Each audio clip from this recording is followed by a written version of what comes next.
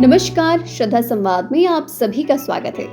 आज हम सुनेंगे भगवान श्री गणेश जी के जन्म की अद्भुत और प्रेरणादायी कथा, जो हमें माँ पुत्र के दिव्य प्रेम, शक्ति और भक्ति का गहरा संदेश देती है। चलिए प्रारंभ करते हैं भगवान श्री गणेश जी के जन्म की पौराणिक कथा।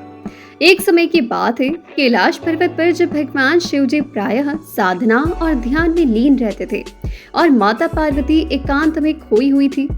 उन्हें अपने जीवन में एक कमी सी महसूस हो रही थी, क्योंकि कोई उनके पास नहीं था जो सिर्फ उनका बनकर रह सके, उनकी आज्ञा का पालन करे। इसी विचार में एक दिन जब माता पार्वती स्नान के लिए गई, तब उनके मन में चल रहे इस अंतर्द्वंद में उन्होंने उपटन से एक बालक की प्रतिमा का निर्माण कर दिया। मन में जो भी भाव आ रहे थे वह प्रतिमा में आ गए और वह प्रतिमा जीवंत हो उठी और उस मूर्ति में प्राण आ गए। तब वह एक बालक के रूप में सामने आए। माता पार्वती अपने सामने बालक को देखकर मातृ वात्सल्य प्रेम से भाव विभोर हो गई। उन्होंने उसे गले से लगा लिया और वह बालक भी बहुत खूबसूरत और आकर्षक था। उसने माता पार्वती से कहा, आपने ही मुझे जीवन दिया है, अब आप ही मेरा मार्गदर्शन करें और मुझे आदेश दें कि मैं आपके लिए क्या करूं।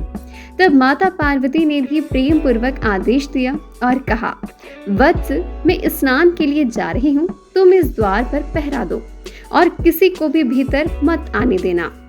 अपनी माता से यह पहला आदेश पाकर वह बालक बहुत ही उत्साहित हुआ और वह द्वार पर पहरा देने लगा। इसी बीच भगवान शिव जी भी वहां पर आ पहुंचे। वे भीतर प्रवेश करना चाहते थे, लेकिन उस बालक ने उन्हें भी वहां पर रोक दिया और कहा, माँ ने आदेश दिया है, कोई भी भीतर नहीं जा सकता, इसीलिए मैं आपको भी भीतर प्रवेश नहीं करने दूंगा। तब भगवान शिव जी ने उस बालक को बहुत समझाया, लेकिन वो बालक अपने कर्तव्य पर डटा रहा। तब भगवान शिव जी ने कहा कि अगर गौरी आपकी माता है तो मैं आपका पिता हूँ, फिर मुझे अंदर जाने दीजिए। लेकिन वह बालक नहीं माना। तब बहुत संघर्ष हुआ। देवताओं और गणों ने आकर भी उस बालक को बहुत समझाया, लेकिन वे अपनी माँ का आदेश मानते रहे और उस द्वार पर पहरा देते रहे। अपने सामने इतने हठी बालक को देखकर भगवान महादेव बहुत क्रोधित हो उठे और उन्होंने त्रिशूल उठा लिया और उस बालक के सर को धड़ से अलग कर दिया। इसके बाद पूरा कैलाश रो उठा, अंधकार छा गया। जब माता पार्वती बाहर आई और यह दृश्य देखा, तब वे शोक से भर गई और उनका विलाप सुनकर तीनों लोग कांप उठे। माता पार्वती का यह विलाप देखकर तीनों लोग कांप उठे। त्रिदेव भी चिंताग्रस्त हो गए और उन्हें अपनी गलती का पछतावा हुआ।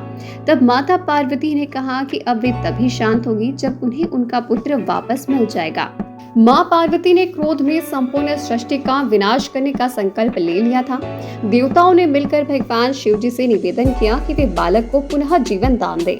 तब भगवान शिव जी ने अपने गणों को आदेश दिया कि वे उत्तर दिशा की ओर जाएं और जिस भी जीव का सर सबसे पहले मिले उसे ले आए।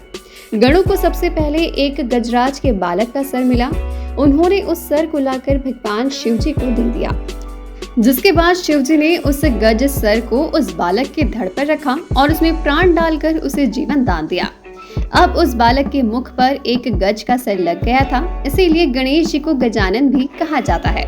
अपने पुत्र को वापस पाकर माँ पार्वती के आंसू अब थम गए थे। उन्होंने गणेश जी को विशेष आशीर्वाद देने की मांग की, जिसके बाद भगवान महादेव ने घोषणा की कि आज से यह बालक देवताओं में अग्र पूज्य होगा। हर शुभ कार्य में, हर पूजा में, हर यज्ञ में और हर आरंभ में सबसे पहले गणेश जी की वंदना के बिना अधूरा होगा।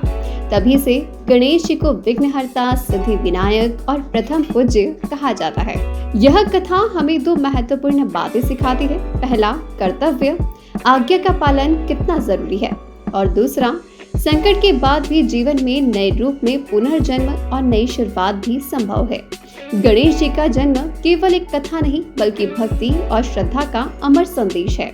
गणेश जी की यह जन्म कथा हर भक्त को यह सिखाती है कि विश्वास, कर्तव्य और माता पिता की आज्ञा का पालन ही सच्ची भक्ति है। अगर आपको यह कथा पसंद आई है तो श्रद्धा समाज चैनल को सब्सक्राइब करें, वीडियो को शेयर करें और कमेंट में लिखें, गणपति बाबा मौर्या। जय श्री गजानन।